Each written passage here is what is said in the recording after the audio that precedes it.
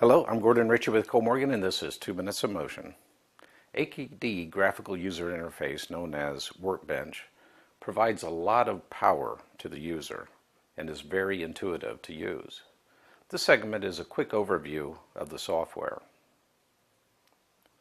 When we open Workbench, we find the connection screen. Since we are connecting and communicating over Ethernet, it is possible to see and connect to more than one drive. If you are looking for one drive, you can click on it, then click Blink. The front of the drive will begin to flash 88. Once inside the software, we find navigation very easy. The tree down the left-hand side of the toolbar and across the top provides us with a lot of good visual indicators. Clicking on Settings, we expand the tree out.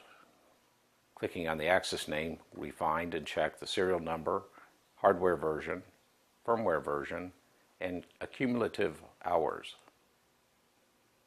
If the firmware needs to be updated, we can change it here.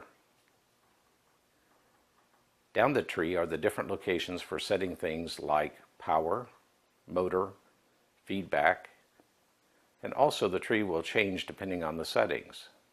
Notice that switching from torque to velocity adds the velocity loop screen, and changing from position adds the position loop screen as well.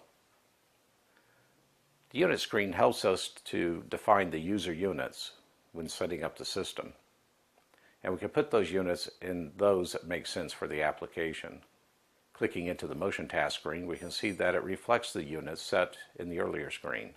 Everything is interconnected, so if the units change, so will the motion task. If this one video segment was address every screen in Workbench, it would turn into a full-length movie, and then we'd have to hire Brad Pitt to play me. Since Brad is otherwise occupied, I will simply say, I'm Gordon Ritchie for 2 Minutes of Motion. Check out our other segments.